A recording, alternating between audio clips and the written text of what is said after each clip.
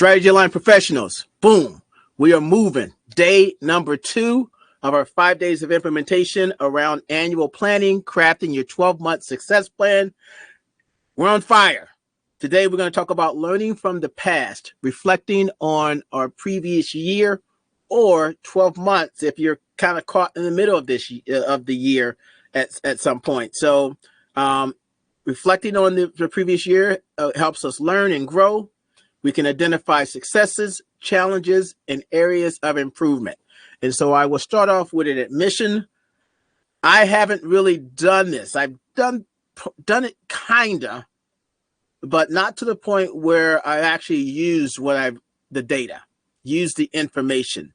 And this is now me understanding that there is gold in those hills, and those hills are behind us.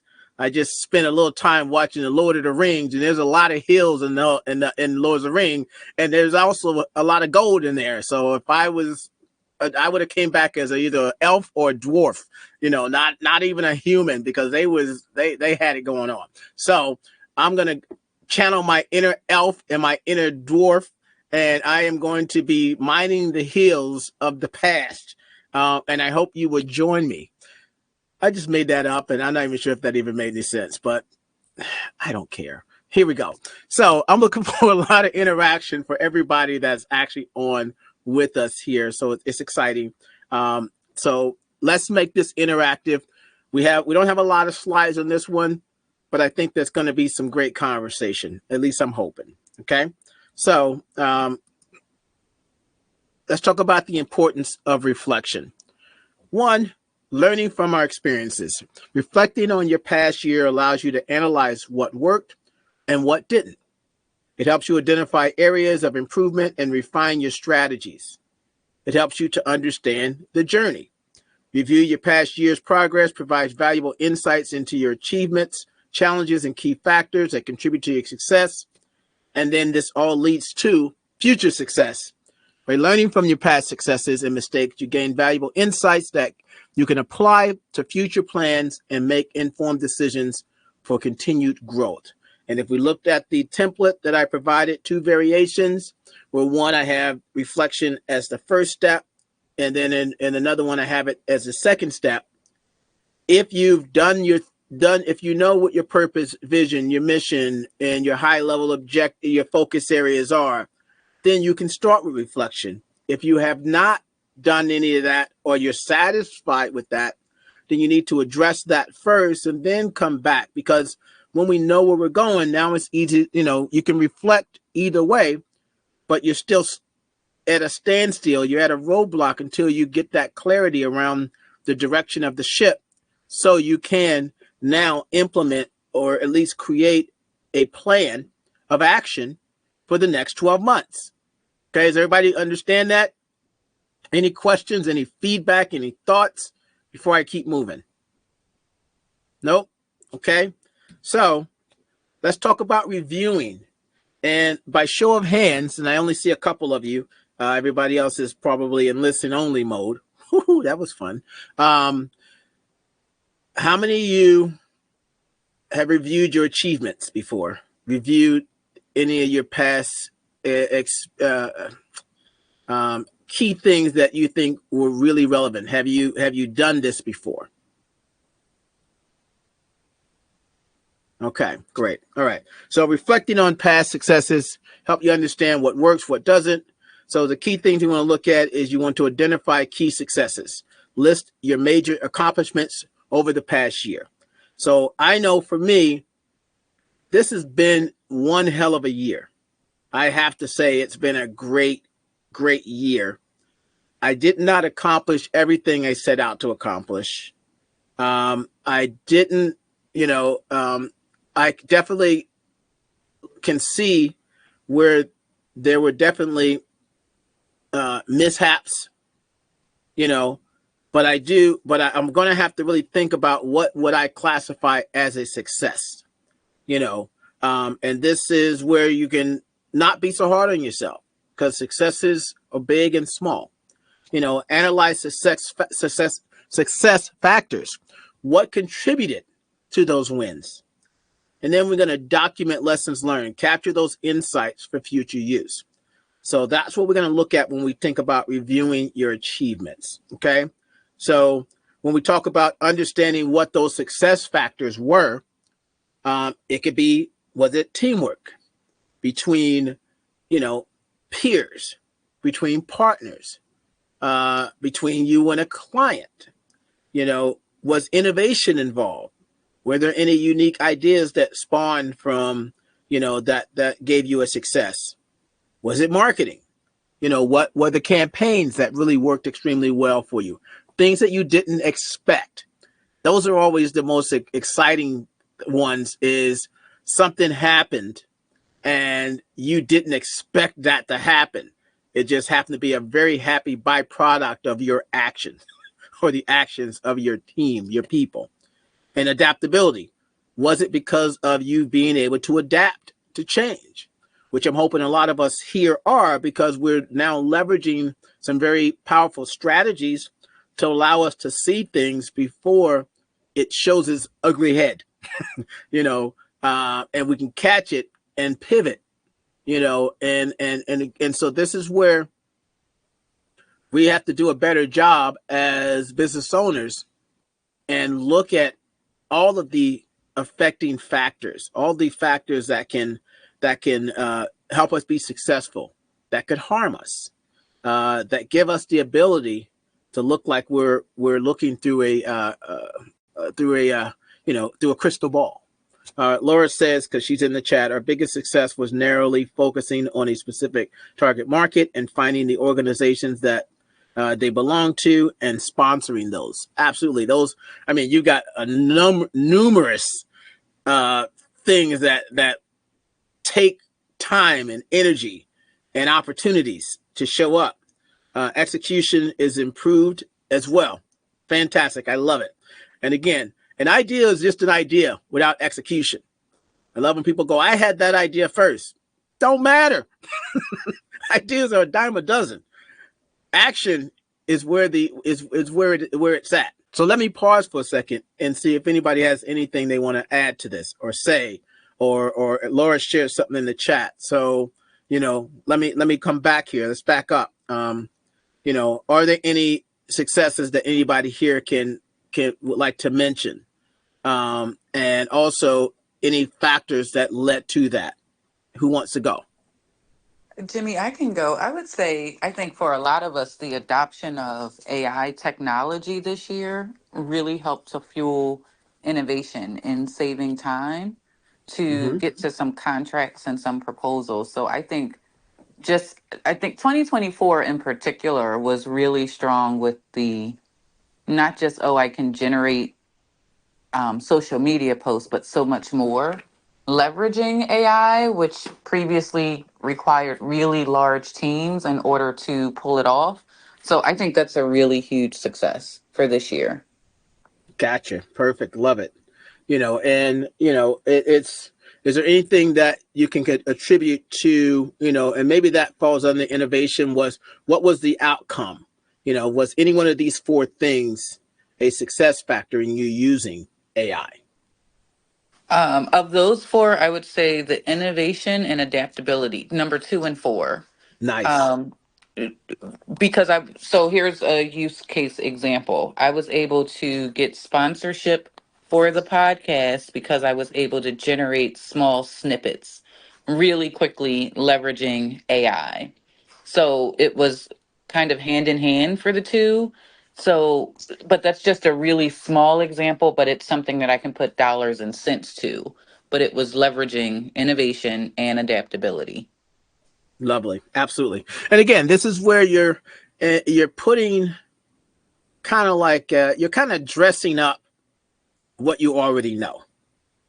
And that's kind of what I was getting to, where some of this may not be new to you, but the question always becomes, but are you doing it? Are you leveraging what you actually know in relationship to the bigger picture? So I thank you for sharing that, Zakia. Anybody else? I'll start saying understanding some certain tools to use to actually help us with our business, as far as using any word to help us with, help me with putting out blogs in our space, understanding how to use Gamma. That's helping us do our outreach to other like-minded business-oriented individuals by setting up our webinars without going through Canva. So that saves time. Also, the teamwork aspect of it, because me and Nikisha, you know, she's doing her part of the business and acquiring people and actually advising people in their certain space with resources and organizations. So I think those are some benefits. And again, like I said, the tools, Anywhere, Cascade, Gamma, and I'm now looking into Notion. All those things are actually helping us shore up some of the things that would take an exorbitant amount of time away from us if we had to do manually. So those. Okay. And those are your success factors. What are your successes? Successes. And I'll give you one to make it easy. Okay. You know, your partnership with Rutgers. Yes. That, you know, like that's a key success. And then what was the success factors that help you get to that success? And again, this is where I want everyone to look at, separate the tools from from this was a success. I got a huge partnership. I got a grant. I got a this. I got a that. And then what led to that success? Because is it in alignment with the growth of this business? Got it. So I would say Rutgers was the success, and we were able to achieve that from showing up in rooms. And I think being more present in-person workshops and meetings and conversation, that opened up, I think, a lot of doors for us in 2024. So that's teamwork, right? That's teamwork. And two, it's not always about digital. And so the question becomes, what we're trying to do is figure out, so that an offline strategy, you might we've increased our, you know, I know, Corey, you're doing a lot with the website. We've increased our traffic by 600%. Well, that's a digital. That's a success. And now that could be contributed to tools that you're using. The building the partnership with Rutgers is through your connection with people who invited you, you know, and then how were you able to then take that win? And again, if we're looking at now taking these successes and going, which one of these things, based on the amount of resources we have available to us, can we double down on? Got it. And so there's two of you, so you literally both can continue with your individual paths, which also contribute to the overall growth and vision of the company. Right. Yes. Because there's two of you. Now, if it was just one of us, like me, Zakia, Erica, well, we had wins in both, but we might have to choose one over the other, because we don't, unless we hire somebody, right, to then continue with both paths, because we determined that both paths are still important, and we can actually accomplish that as part of our 2025 annual plan. And that's what we're looking at here, is where's the opportunity, where is the easy roll the boulder down the hill versus pushing it up the hill. Got it. Yeah. So so that's where we're at. So I'm hoping that this is what I'm trying to get to go. I want you to think about it from the standpoint of what you're literally doing is giving yourself an opportunity to go to because you've already done the work, to go, this was unexpected. This was expected. This was exciting. This was fun. Hated every minute of that, you know, and help you really formulate a stronger plan that makes sense. So just one other thing. Then I think the sponsorship for our event that we're doing, that's an achievement. That's a win. That's a huge win. You got more than one sponsor. Yeah, right. We got like 6-7 sponsors. So that is a bonus. And we got that, again, through the teamwork and being out in the places and meeting the people, letting them know who we are, and advertising what we do. So I think that was a success. And we have to do more of that in order to get more of the wins of the sponsorships in that regard. So, yes. Right. And here's another incredible thing, because Zakia mentioned sponsor as well. For anybody watching the recording, this is the beauty of this type of training. I could sit here and just walk you through the slides. But the real magic is the conversation that we're having and the real use cases. I love that use of that word, Zakia. The use cases from people who are actually just like everyone else on this call, and we're all running. And this is an opportunity to develop a relationship with someone here. And you now have someone personal you can call up and go, so how did you get 7? I mean, what was that magic formula? This is us sharing with each other instead of asking ChatGPT and getting a generic answer or this and that, and understanding the real meaning, the real, the insights that you're not going to gain even from a book. Yeah. Yep. In real time, in the time frame of I'm living right now, and the answer is relevant right now. Got it. So again, this is great. I love this. Anything else you want to add? No, that's good. Okay. So Erica, give us some successes and some contributing factors. And again, it could just be one. And it doesn't need to be huge. And I like what Zakia shared. I just got to remember what she shared. And she shared a small thing, and she shared a big thing, but she shared a small thing. All wins are wins, and they can snowball if we can focus, if we can figure out how to get them to snowball. I don't think I have anything right now. You do, and I'm going to press you before this call is over, because we're going to get a win out of you. You have wins. And again, that's where I think when you hear about, as much as I like reading about these celebrities that start a business and they were able to sell 8 million bottles in their first year, I honestly think a lot of that is rubbish. Why do I think it's rubbish? Because they've already built such a brand that they could literally put their name on I'm not even going to say what I want to say, but it happens to rhyme with dupe.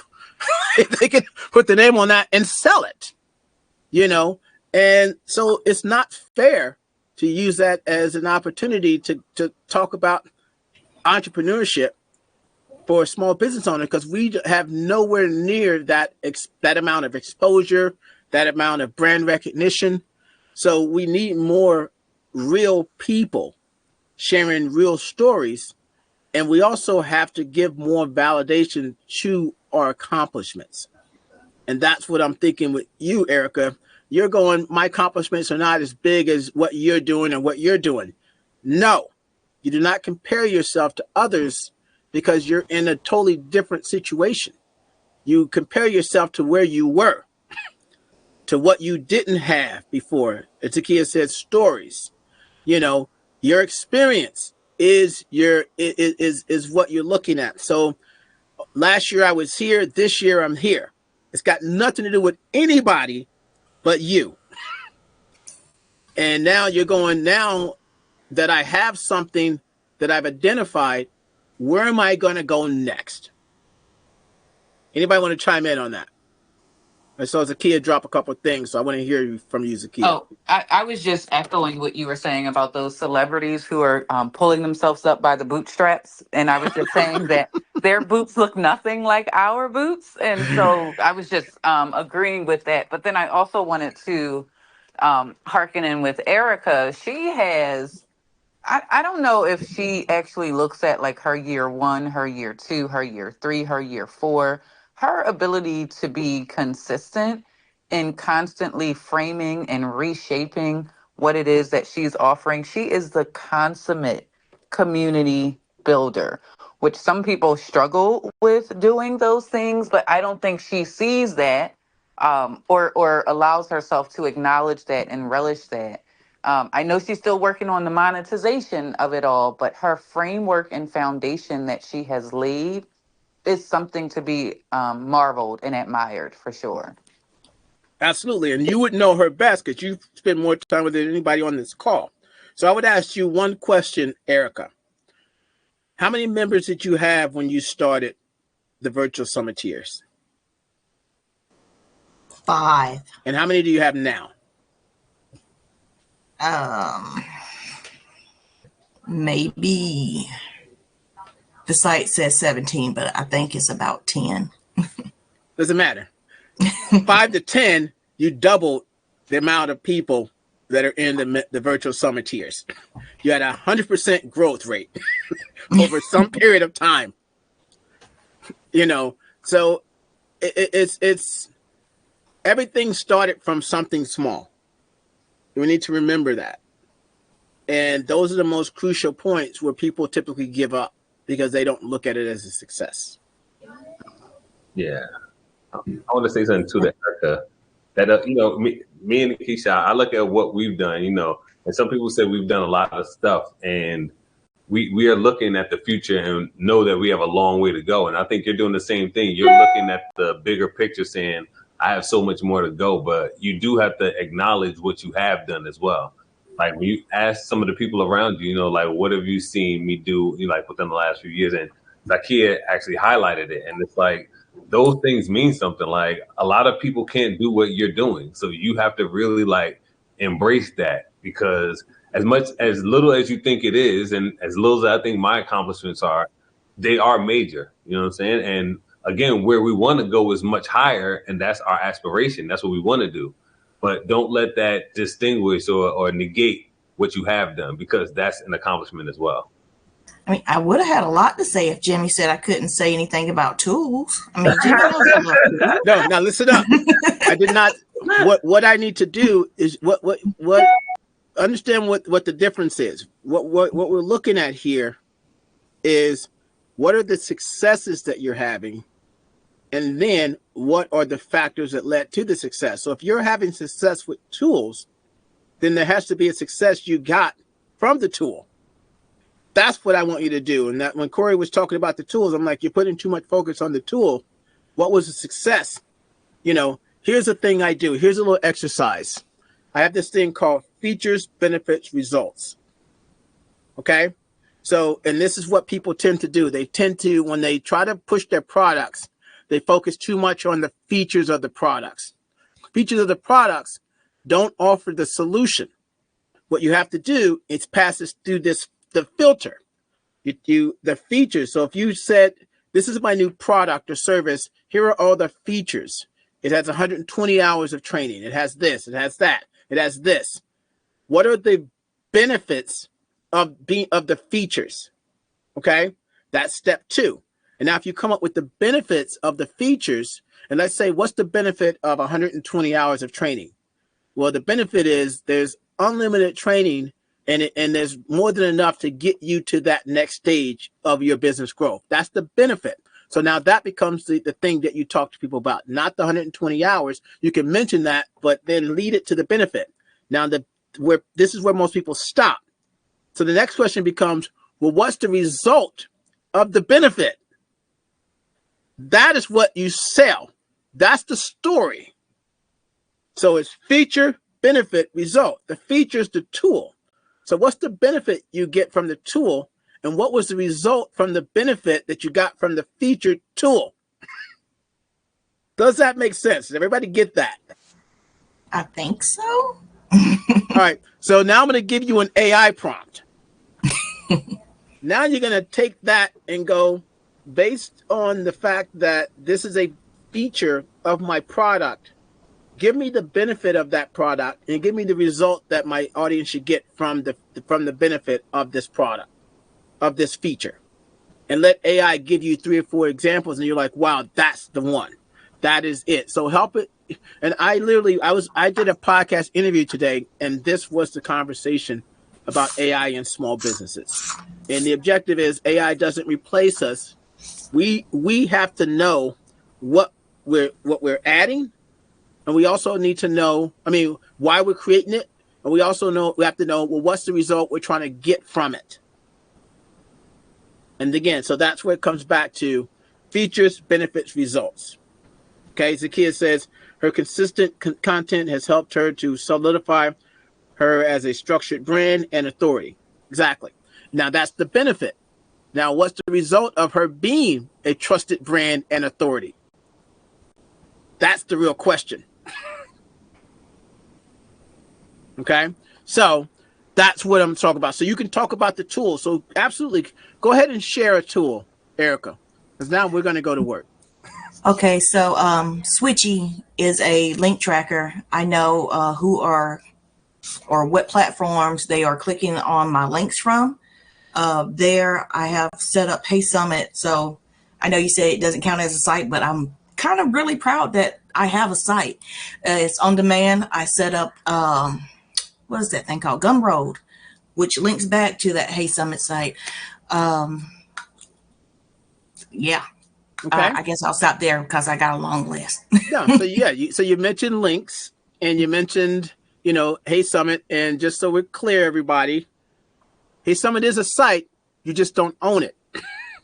You need to own your digital experience. You don't own that. They own it. You're renting it. So eventually, Same about my email address. yeah. So, but with that being said, well, what have you gotten from it? So, have you gotten clients? Have you gotten sales? Have you gotten something from it? That's a direct result from leveraging these tools. I've gotten people to use it. So I think that's hopefully a step in the right direction. I've gotten people asking about it, but yeah, that's right. as far And so again, so now you put the focus, if that is where your focus should be, the question becomes, can I take it to the next level? You're evaluating the situation to determine, do I continue on this path or do I need to pivot? Because it always goes back to, does this help with my overall vision of the company? If the answer is yes, then it might be worth it. If the answer is no, it doesn't really help with the vision that I set out, then it's useless. And this is where you got to really sit back and think, what do you consider success? So that might be the question you need to ask yourself. What would be a success for me? 20 members, 20 paying members. Okay. And now you're at, we won't get into the details, but that's a great goal. So now you just said, well, look, let me just figure out. And now that you figured out that might be the goal, now you reevaluate the tools to go, which one of these tools is going to get me there? I've got a lot of tools. In some essence, I got too many tools.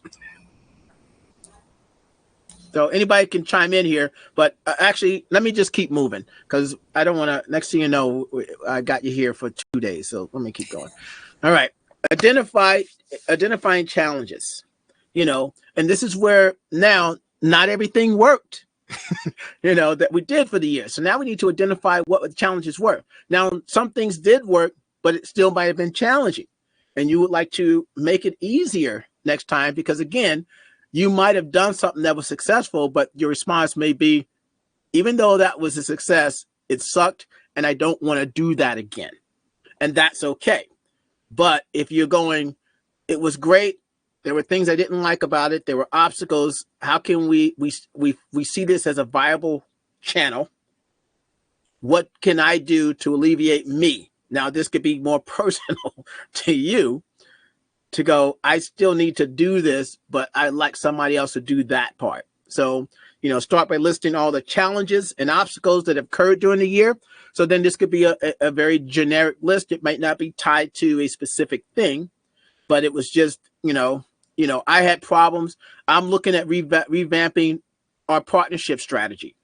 You all know I'm big on partnerships, and this year I thought I wanted to get tough on my partnership relationships. And when I say tough, just get a little bit more structured and make sure that they're doing things on my behalf just as much as I'm doing stuff on their behalf.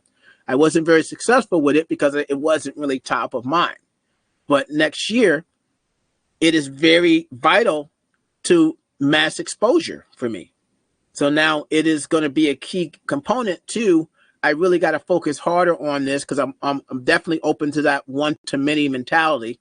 That as far from an exposure standpoint and from a selling standpoint.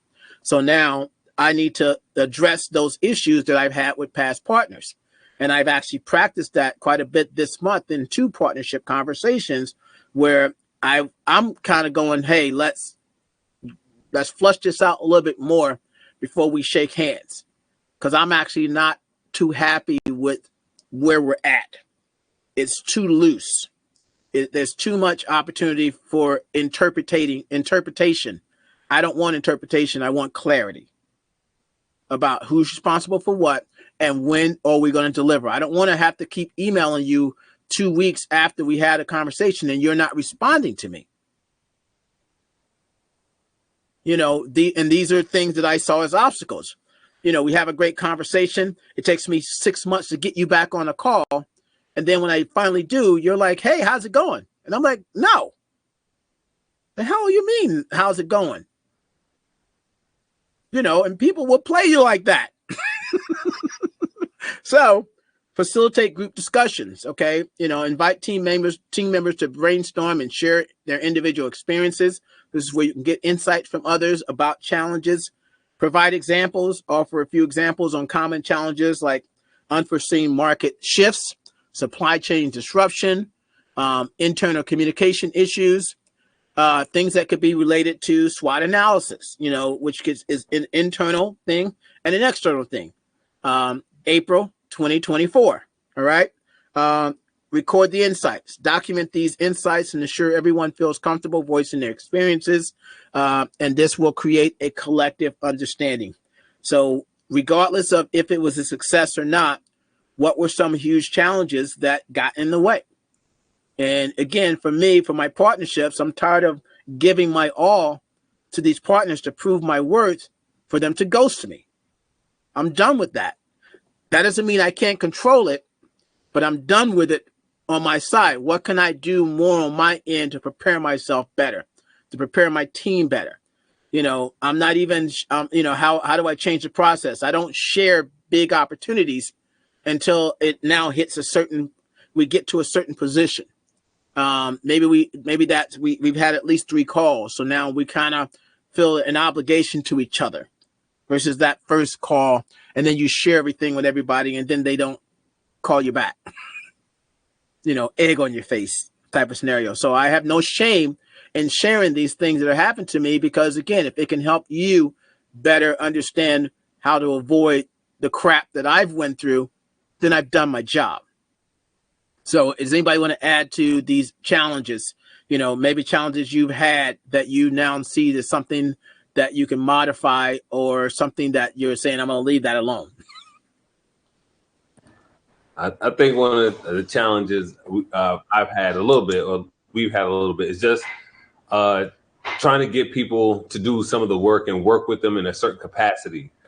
We just understand that, like you said, Jimmy, if it doesn't align, we're just going to keep going on to the next thing and keep doing what we're doing, which is focus on our vision and our mission. Because if there's no alignment, again, you don't want to force somebody to work with you.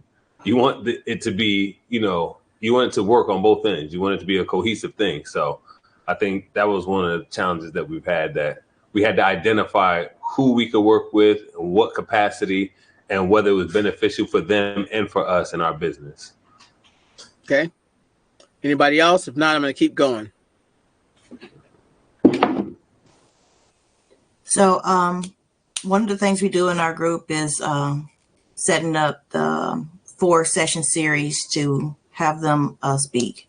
I've had a member who said they want to speak, raised their hand, said they want to speak at least 3 times. And this is the 3rd time that they said they can't do it, but this time they gave me a little leeway. And where I'm from, South Carolina, you tell me no 3 times, that means you don't want to do it. It means you don't want to work with me. But I'm assuming because it's where I'm from and that's how it is around here. But this person is not from where I'm from. And I'm wondering if I should give them another chance. So that's a challenge for me because that's a tough one. Checked off on their talk, except for this one person who says that now they probably can't do it. So that's a challenge. And I don't want to assume because I usually do. Right. Absolutely. And again, and now you need to reflect on it. You really do. This is that time as leaders where we think doing nothing is bad. This is not doing nothing. This is leadership that needs to kick in and go, what do I do about this? And sometimes this is where you might lean on the peer groups that you're in to get their perspective. Have you been through this situation before? And again, this is where that focus group doesn't have to be with the people you work with. It could be in the peer groups that you're in, like this group here, to pose the question, I'm struggling with this. Has anybody had this similar thing, and what did you do about it? I'd love to get some insight from people. That is the whole purpose of the interactive part of this community that you're in here as business owners. So thank you for sharing that. Okay. Laura, you dropped something in the chat. Let's see if we can hear you to get more, because I missed it. I didn't realize I thought you were just gone. No, I've been yapping in chat because it logged me in as a participant. So one of the major issues for us is structure, because as a self-starter, I don't need it, but I have to give it to other people because a lot of the majority of people do need structure. And so it can't be just like, okay, here's your end goal, make it happen. They need more than that. And I assume that they can get there without help, and that's not the case. Mm-hmm. So doing things like the SOPs and adding structure, like, it's so important, because you cannot grow the business without it, because otherwise you are not consistent in what you're producing for your clients. So even if you don't personally like it, it doesn't matter. You still need to do it. Absolutely. Absolutely. And I hear you perfectly clear. So I'm not sure what you did, but you're like, it's clear. So same spot, same hospital room, same phone connection on a hotspot. So okay. All right. So so let's talk about addressing challenges. And again, this is kind of where now Laura, her contribution just now leads to that. How are you addressing the challenges? Now she's tapping into SOPs and those things. Not that she wasn't doing it before, but everybody else that is now getting this training that may not have been doing SOPs, may not have done a SWOT analysis, may not have really dived deep into the market analysis aspect of running the business. These are now tools, in addition to AI, which is just a tool, to go, how do I address these challenges? What are the strategies for success moving forward? Now that I've reflected on this and looked at this, what were the lessons learned? And I'm sure we all have a lot of lessons, and we're all sharing them in real time, and when we look at it and we say something like, yep, that sucked, or wow, that was exciting. Let's figure out how we move. That's lessons learned. And now you're making a plan to continue to improve, to avoid all of these things here. So one thing we don't talk too much about here, and I'm going to address that in 2025 around finances, because that is not exactly my forte as far as expertise, but we still need to be focusing heavily on the financial aspect of, why are we doing this? We have to make money. we have to support people. We're giving people hope that they can feed their families, and there's a lot of craziness going on in the world right now. I'm not even going to mention it, but this is key to be cared about, and to be feeling like you're not necessarily even you, but the people are entrusting themselves in you to make sure that they can survive, So financial statements tell a story about the company's past performance. By understanding the key elements of a company's financials, you can gain valuable insights into how well the business has been operating. So reviewing your financial statements, your income statements, your balance sheets, the most important aspect of it all, even though these three things are the key to financial success and freedom, your cash flow statement, analyzing the cash flow, the flow of cash in and out of the business. I think I was talking to someone recently, and he has a huge account, and he goes, the account recently initiated from a 30-day to a 60-day net payout. And I'm just like, that's crushing us as small businesses, because we can't afford that, but we can't say no. So we're kind of screwed on that sometimes. And I stopped working for a number of big organizations because of that. It was a great check, but that distance between doing the work and getting that money was crushing me. I'm talking like hospitals. I had a major hospital gave me a 2-year contract for some video and marketing work. I was excited as a kid in a candy store. It was the worst experience of my life. Not that the work was hard. It was the administrative side of things that just sucked. And the fact that I actually completed one major job in 2 years and I didn't get full payment till after the 2-year contract had expired. So how much money did I have tied up into that client? And that was one of the last big organizations I did something like that with.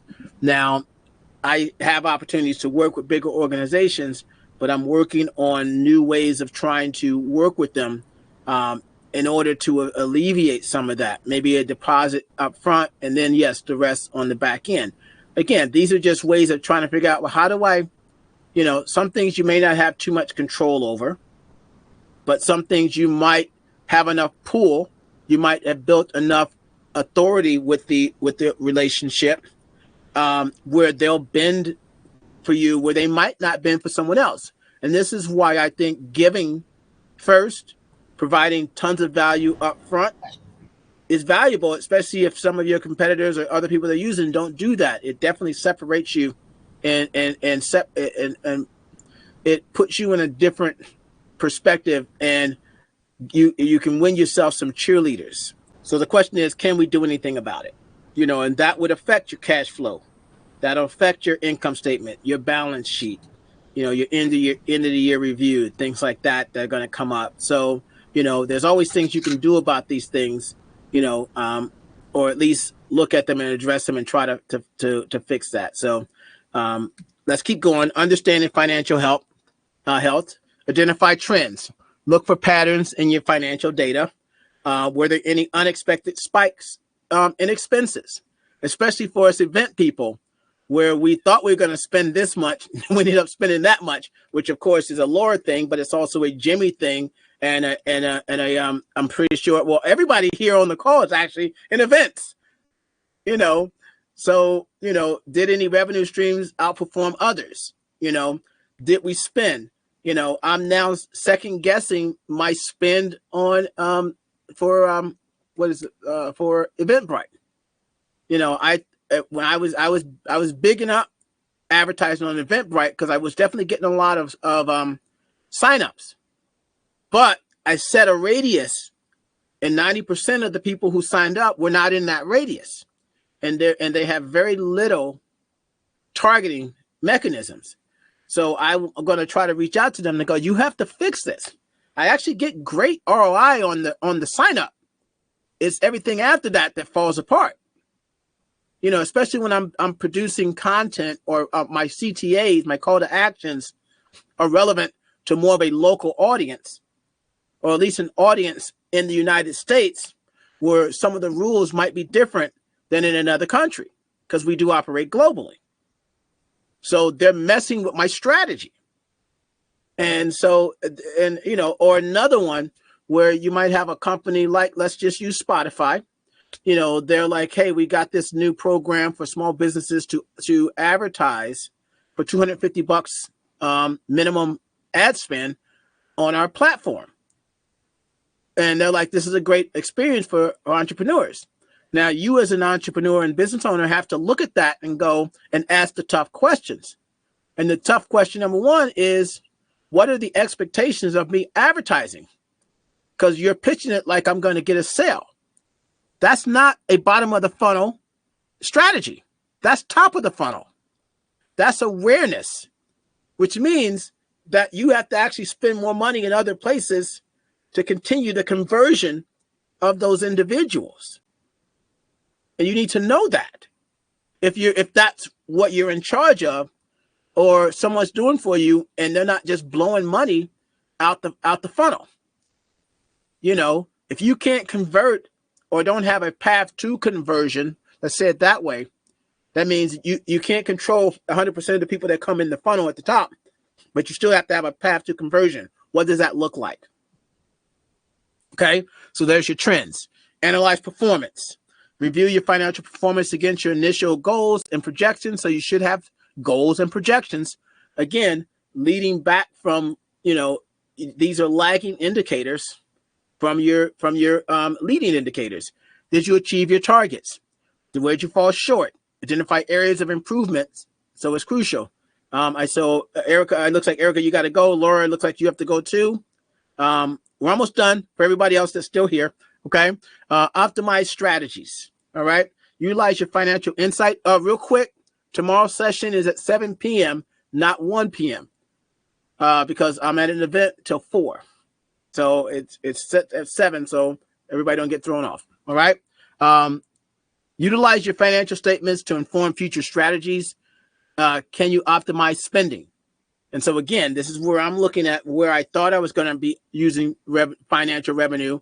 I was going to even leverage it on behalf of my sponsors for 2025. But again, if I can't produce those numbers and I can't show any ROI, I now have to reconsider that strategy that I thought was going to be a great strategy.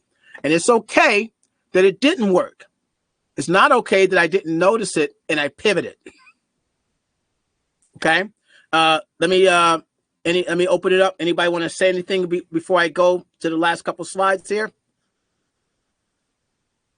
Nope. All right, let's keep going. So let's look at lessons learned.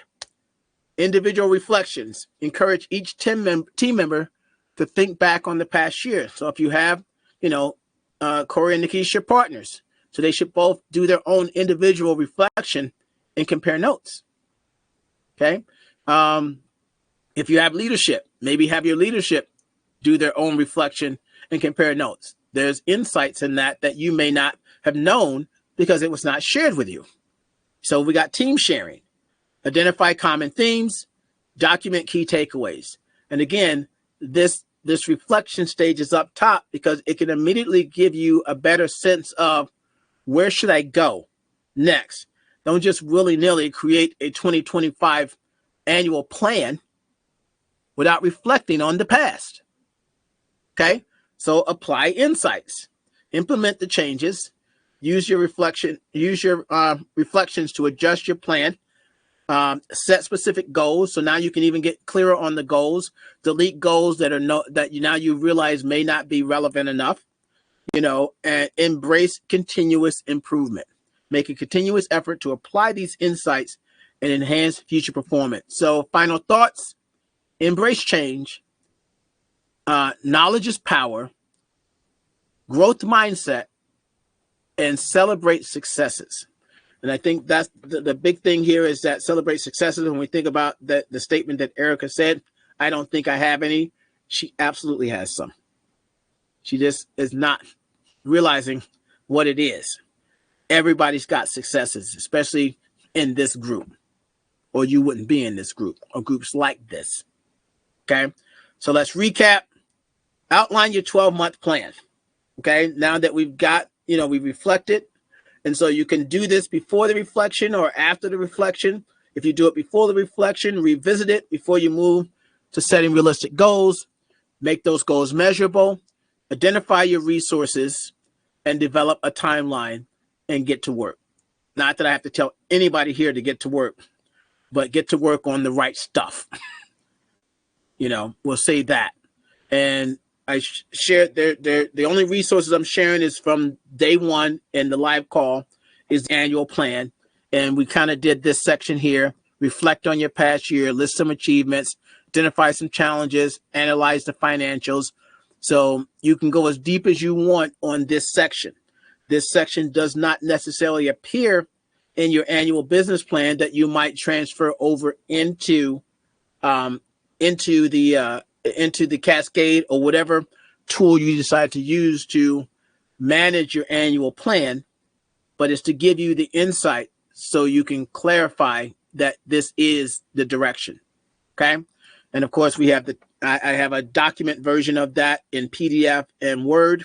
And again, they're flipped, but you can move them around, step 1 and step 2. And we just completed day 2, day 3, which is tomorrow. We're going to talk about crafting your blueprint, strategic objectives, and resource planning. So we go deeper into that. And then day 4, of course, building your toolkit, marketing strategy, and risk assessment. And then we talk about quarterly reviews and evaluation, staying on track. Okay. So with that being said, let me pull this down after I say our mantra: stay active, stay focused, stay strong. That is the moving forward small business way. All right, there we go. That's enough of my acting. Oscar, I'm waiting for it. And let's pull that down and let's see if we have any last minute comments before I let you all go.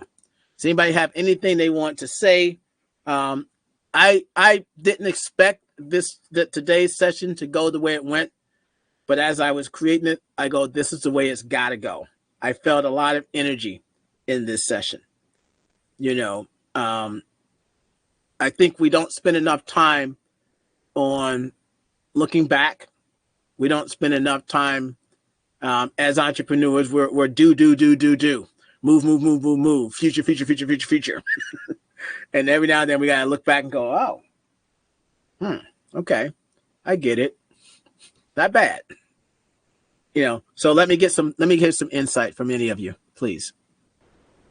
I think the timing is perfect because of the end of the year and how we tend to look back and catch up during this last 2-3 weeks of 2024. So I think the timing was perfect. And you're absolutely right. We forget how much we've accomplished. Like even with us this week, Corey's younger cousin was like, no, you guys did this, and this. And we had to go back and look at pictures to remember what we had accomplished in the past. So thank you for this. This was great timing. Definitely needed this. Thank you. You're welcome.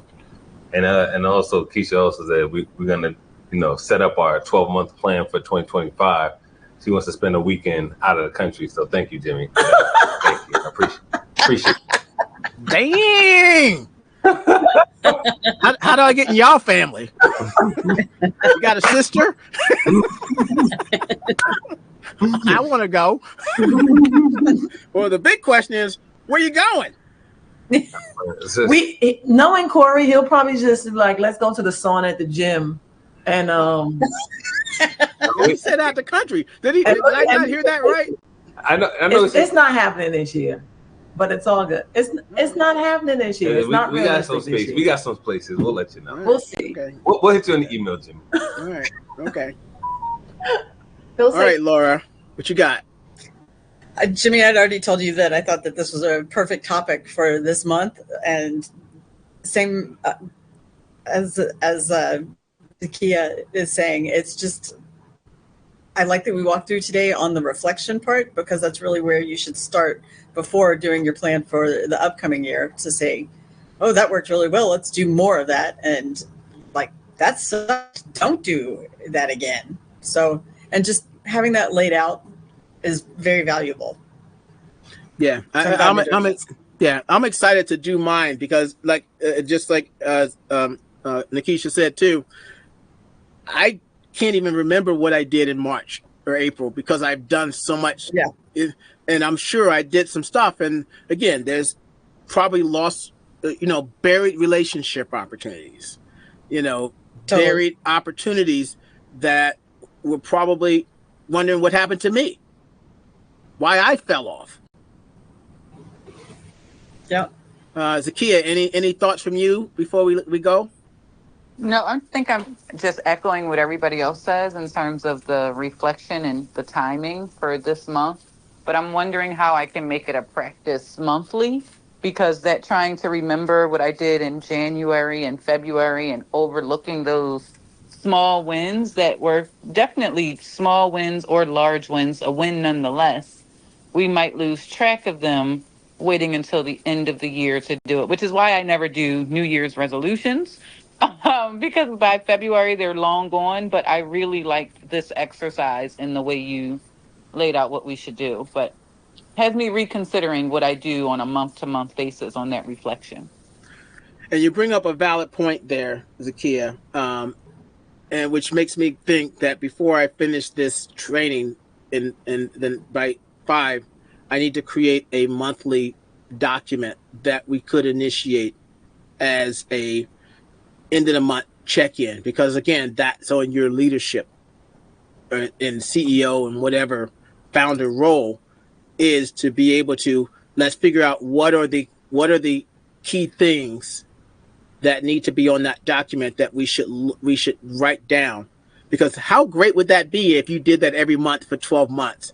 And then you're looking at that, then you take that and you pop that into Chat GPT or your AI tool and go, summarize this. Hey, Jimmy, I would like to say that like that's a great idea. Like something that I do it personally, but we can do it via business, which is have a business journal, a personal journal. I do a journal every day, and basically what I do is I just ask 2 questions. I say, what did I do today? And with business, we can attribute it to that. Like, what did we do as far as action wise, whether it's networking or doing something, we find a new tool. And then after that, the second question I ask is, what did I learn today? And then we take that and we mash that together. If we can do it online, like you said, digitally, and then feed that into AI, 365 days of things you've done and things you've learned, you're going to have a whole documentation, that you can really, go from there. So, yeah. Absolutely. So I will do something. Zakiya says maybe a shared Notion doc. Absolutely. I'm a big Notion fan. I'm going to start using Notion a lot more. So even if you just use Notion just to, I'm going to start producing documents in Notion. Even if you just use it for that, it's free. The version you are, and so you can have that, and it's you open it up and on your either as a app on your computer or as a desktop on your favorite browser. So yes, I'll make something that is Notion based for everyone, and I think that would be great. Then you just duplicate it. You'll get your own version, and then every month you do a reflection. And that would be amazing, and that would get us definitely into the practice, and also get us into the point where this end of the year stuff would be a lot easier because we've already got 90% of what we needed. And Jimmy, I'm wondering for the coffee and combos, if we could like carve out 10 minutes of those to maybe share wins and ask, well, how did you do that? Or this is something I'm struggling with the frameworks that we're working on, or how something like that. Yeah. And that's what it's meant to be. It's very open, but yeah, I think maybe adding a little bit of structure to it will give people an opportunity to, I can prepare for this. So yes, it's meant to just focus on the frameworks, but it can evolve. And that's what it now needs to do. So yes, which is one, I'm glad this is being recorded because I will be actually taking quite a few notes at the end of me editing this back end. So, because I got some work to do, but absolutely. So Zakiya has just contributed to 2 key things for us when she was like, well, I don't really have much to add, but really, that's how you're going to present this? All right. It's been fun, everyone. So I look forward to tomorrow. Remember, if you're attending live, it's going to be at 7 p.m. Eastern Standard Time. For everybody else, it won't matter because it's probably already on demand. So with that being said, enjoy the day. I really appreciate you. I thank you all from the bottom of my heart. I'm happy that you're a part of this community, and we will be doing big things. And we already are, but we're going to do even bigger things. So I leave you with that. Have an amazing rest of the day.